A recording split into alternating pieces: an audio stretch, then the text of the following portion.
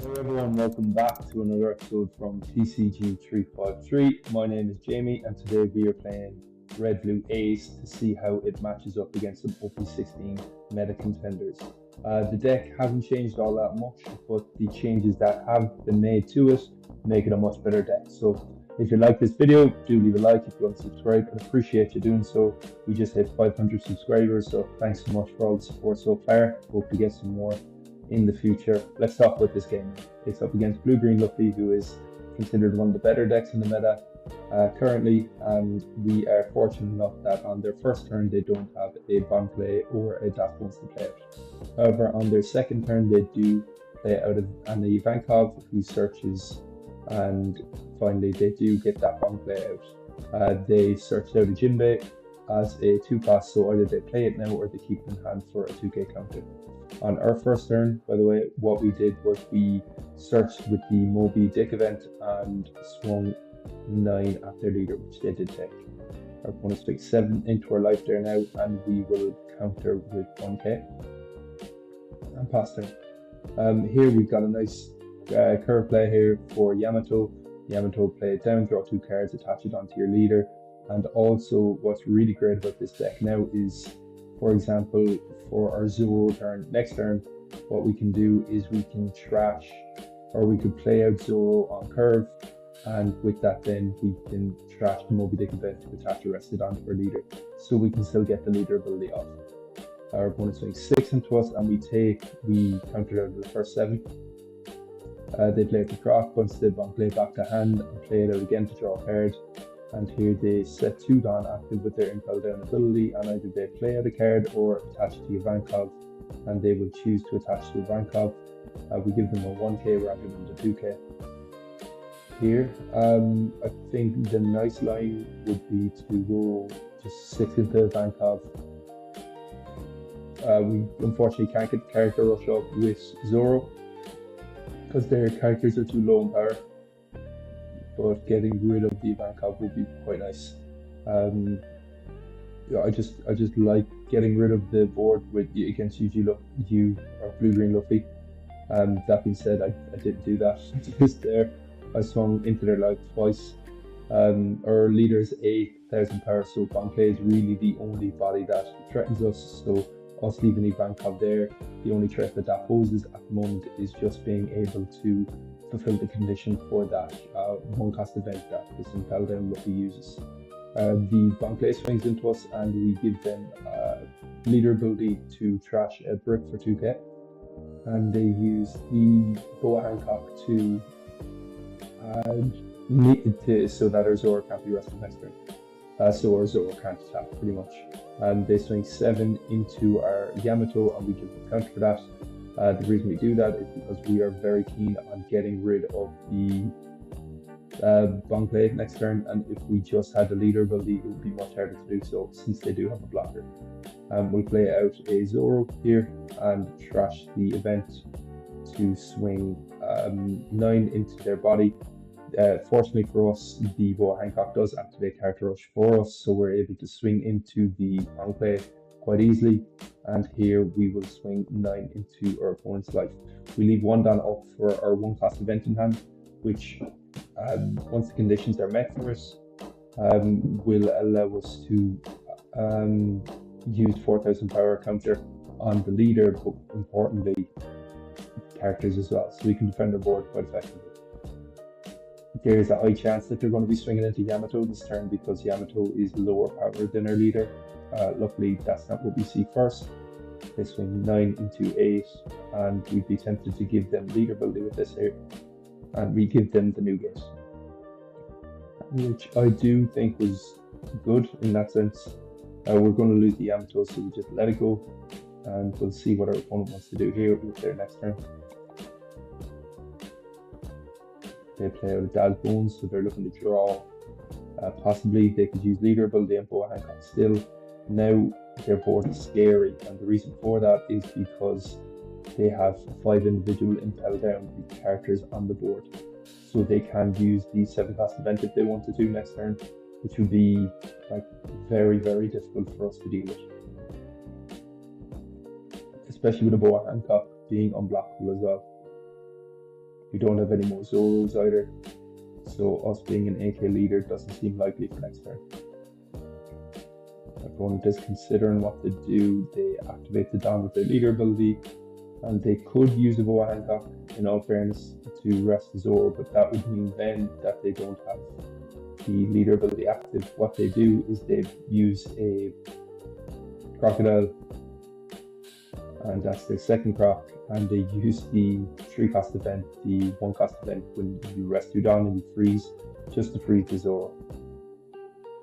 Which is, it's actually not a bad idea, in all fairness. Our opponent is sort of incentivized to take up the Croc if they do want to get that leader, the event off. They use 3k counter there and 2k in hand to get out of the 9k swing that we give. And we use a Yamato. We drew into two pretty good cards. We use the Garp Searcher here, and we just pull another Yamato because that will give us counter, and that's pretty much the reason. We attach a Dawn to Zoro there so that we can play out the Uta for 2 Dawn, because Uta's condition is if you have a character on the board with 10,000 power, then its cost is -4 in your hand. So that allowed us to play out Uta as a blocker and leave a Dawn outstanding for the event. So if they do use this leader ability or the event, it's not too scary for us at the moment because we do have the counter event, etc, etc. Opponent swings 7 into us first, and we have 2 1Ks, a 2K, and all that sort of stuff. I'll just give them the 2K to start so that they can see that we're in a pretty good position when it comes to counter. They will have to play down 1 character if they do choose to use the leader ability, and they don't, which is fortunate for us. Our opponent swings 6 into our life, and here, since they have 2 blockers up and we have a Goldie Roger in hand, we sort of want to take these swings now. So bear that in mind, that the swings that they do put at us from here on, we do want to take. And that's exactly what we do in this swing. At the end, we play out our Goldie Roger now and swing 6. We'll swing 9. We'll swing 6. We'll swing 6. We'll swing 9. And then finish off with 13. If the 9 doesn't hit, then we lose. That's just reality because our second Zoro can't attack. And that's the 13th phase, and good game to our opponent. Would they have survived next turn, or would they have won next turn? It's hard to say totally. Like, the Boa Hancock would have been very useful for us, and we could have used the ores as well. So we would have froze one thing, bottom deck to Luffy, and then they would have had only 4 swings. We'd have 2 blockers and a lot of counters, so it's hard to say. But good game, nonetheless. Let's start with this perfect Sengoku game now. We are going second, I do believe, which is preferred curve for our deck. We use the Moby Dick to search, and we trash it to attach it onto our leader, and then use another Moby Dick to search. So that card coming in very, very strong in this deck. You also see that we're using the Ores Junior, which is very good for late game because it's a 4-cost blocker, 4-cost AK blocker, which is pretty consistently live with this deck because we use the I Am Whitebeard event. So we have Whitebeards on the board a lot, and earlier than what the Red Ace will have it on board as well. So here we have a Yamato to play. We'll swing 7 into our opponent, leave 1 down standing, and that down will be used to attach to Marco and swing 7. I think Marco's a great attacker, to be honest, because your opponent doesn't really like to swing into it because it'll give us a lot of hand draw. And 2, if you want to use it as a blocker, then and your opponent doesn't swing into it, it'll become active as a blocker again. Yeah, it's a good time for it. Our opponent does use the Sakazuki to minus it and swing into it, but we've gotten a lot of cards from that. He has 16 cards in hand at the moment, which is absolutely nuts. Our opponent will go into their Big Admiral play next turn. That is something to note. But for the time being, we can go very aggressive with an AK swing and an AK swing. From the way our opponent countered out last turn, it didn't seem like they had that many cards. They didn't have that much counter, and same story there. We got a Mamaragan, Defend Departure, and a Sakazuki off them. So I do imagine that they have the 3 Admirals, but their hand must be pretty bricked up otherwise. Whereas our hand is stacked and counted. I think that's 14k, 16k with leader ability, and 4k with an offensive 20k counter in hand. We are pretty confident. They have the Kuzan on board who denies us the ability to use a blocker, which is good against their deck, definitely. But we do have 2 new gates, or we have another new gate in hand, so they can only deny 1 at a time. They're doing all their dom manipulation stuff. They didn't use the Kuzan ability there. Maybe they want to ramp a lot more, which would be not a bad idea, to be fair. Use the Yamato to draw 2 cards, and we will then use another Yamato to draw more cards. I think if I'm remembering right, 19 cards in hand at the moment. We'll swing 8 into our opponent first. And with the amount of cards we have in hand, like, our opponent can't get through. Even if they use the Kuzan ability to make it so we can't block, it's impossible to get through, really. Just no matter what way they split. So that is good to know. Especially that they have low on, actually, at the moment. But even if they have the Admiral event, no, they can't get through, which is good. They swing 10 into us, and we can take it if we want to, because we kind of just want to swing everything. We'll use leader ability first, minus 8k there, and 2k and 1k. I overcounted there. Maybe I'm just showing off at this stage. And our opponent will swing 10 with the, oh no, they leave 2 down, so I'd imagine they have an event in hand. That's a 7 into our life, but we still have another 2k, so we're going to give them that. And here now, we actually have a Goldie Roger in hand, so I think that's the better play than setting up for maybe removal or a Zoro, possibly. Just swing 6 at them, swing 6 at them, swing 6. Yeah, if they didn't get out of the second 6, they're not getting out of the 12 afterwards. That's the story, and then there's a 13 to be had at the end of it all. If our opponent had left it down off, then maybe our line would have been more risky, and we wouldn't have done that. Oh, sorry, I hope that didn't hurt your ears there. Just an itchy ear myself. But that's pretty much the line we chose, and that got us the game.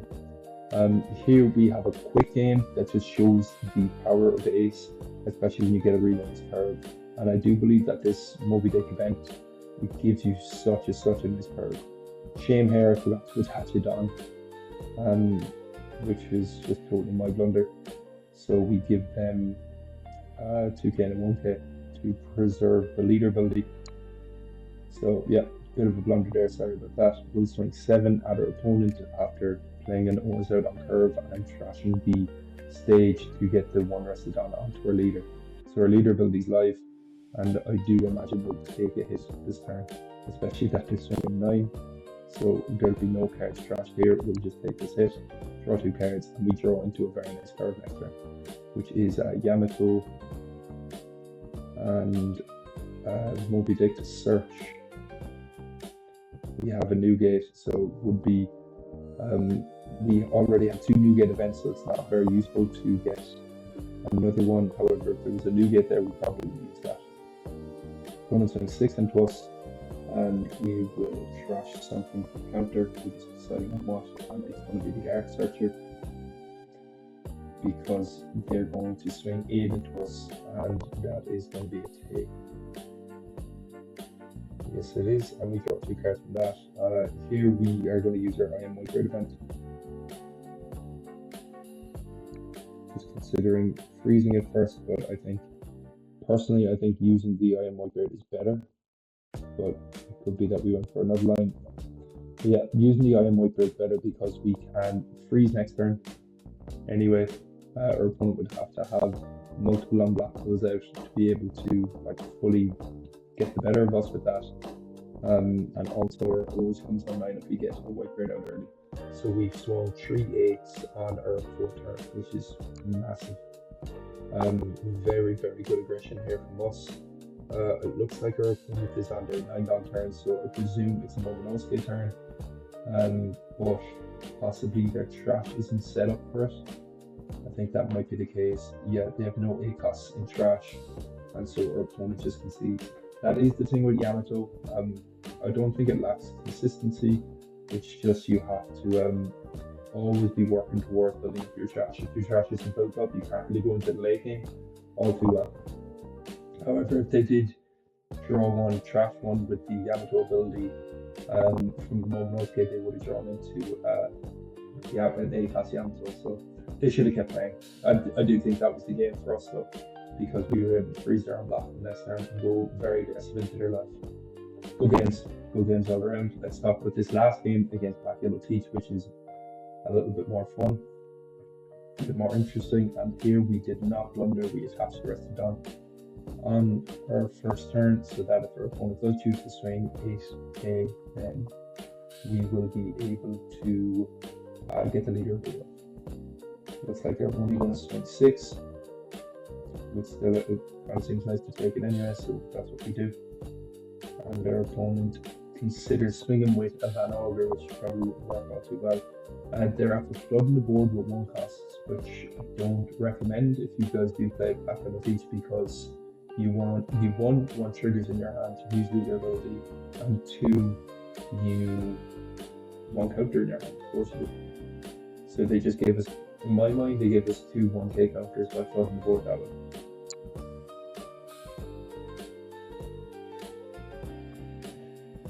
Excuse me, to get the dot Q trigger off life, which KOs their Otama, which is no problem at all. This decklist doesn't run Jozu, so having a small body on board isn't important really. We play out the Marco Raw, so we don't have leader ability active here. Our opponent's at 6, and we'll definitely give the counter for this because 1, we don't want to go too low, it would be pointless, and 2, it's better that way. So 1 and 2, there you go. Could have given them a block, in all fairness, but as I said earlier, me as a player really likes having Marco on board as a swing. They use the Katarina Devon, which could actually be very good for them in the late game in this matchup. The reason is once we play out a new gate, then that Katarina Devon will be able to swing 12 angels. So they use Van Auger here to minus 3k to our Marco, and rather than attaching it on, what we wanted to do, we just pivot and we use a guard to search out I am Whitebeard event. So now we have 2 Whitebeards in hand and 2 I am Whitebeards, which is really, really strong. So our curve is absolutely set up for next turn. We're going to draw 4 cards, we're going to trash 2 cards, attach the rest of Dawn, blah blah blah. It's going to be great. Good for us there that our opponent on their 7 Dawn turn attaches 3 Dawn to their leader and swings into us, because that means they don't have Shiryu. They don't use the Katarina Devon ability yet. They're probably valuing this. I'm waiting for an Iron Hugger to come down, which is totally fair. I understand that. We'll just take the top life right there, because I know that Teach 1 uses the Jahaha ability, and 2, I want to. Weird sequencing here. You probably think that we swing with Yamato first, but the reason we don't is because our opponent has a Vasco shot on the board, and so they can rest the 6 cost. So I thought they'd be more incentivized to use that resting one if we swung with the Yamato first. And I was hoping they'd use Van Auger instead. However, it didn't work out that way. Long story short, it was irrelevant which one I swung first, because one was going to get rested. So I imagine this is the turn where our opponent uses the Devon card. Could swing could actually just swing 12 and 14 into us and go for game. We are an AK leader though, and we have so much counter in hand. It's that 14, 15k counter with leader ability 17k, so I'm not really worried, especially that we're AK. But they do have a good option there with the Katarina Devon. They swing 12. we're just going to give them 1k counter for that. If they go all in into the new gate, then we can protect it. If they go all into our life, we can protect ourselves. So we're in a very good spot. And also we'll be able to get rid of the Devon next turn, and also we'll be able to use another Iron White event. So they give strength 14 plus now, and we are going to give them 2k, leader ability, and another 2k. So AK counter gets out that happy days, and our opponent hasn't developed their boarding on. So if we are able to remove some of these annoying swings, then we pretty much have it. We have 2 of the Moby Dick events in hand as well, so we can search twice, and with both of those events we can attack the rest of the Dawn, so we can swing huge with our leader this turn. With the Iron Whitebeard and 2 Moby Dicks, that looks like a 10k swing for not that much investment. Then the click then turn there, accent, look. We're just that good that we don't misclick. Hint, hint, wink, wink. So here they use the, I believe, the Van Ogre, but it's not looking like it at the moment. Oh no, they minus 3k onto our leader, which is cool. But for them, we still have, our leader is still 5k. And with the 2 attached on of these Moby Dick cards, then it's going to be 7k. We just take counter from hand there both times. We don't need Goldie Roger. So we're just taking 1k counters. And here, I think it's best to just keep on swinging because we can, pretty much. They've already used leader ability. So it's all good. Our opponent gets a trigger from life and is able to KO the Marco. So we don't get to draw 2 cards from that, but we do get to draw a card from leader ability. And we swing 12 into our opponent's life as well. So here, if they use the 10 cost new gate and nullified our blocker, they couldn't swing into us. So they kind of have to split down. So that would look like maybe 8 and 9. And we'd have enough counter for one of those and then to counter rid of the other. We actually have enough counter for both those types of swings, so we're pretty happy with how it's looking so far. I don't think there's a line where our opponent can survive, really. Maybe if they played our 2 Borsalinos, we would have regretted not using Goldie Roger. That's something that was going on in my head here as this happened. Our opponent just put down on incorrectly. They swung 11 first, so we can get a free block off that, and they swing 6 for the next.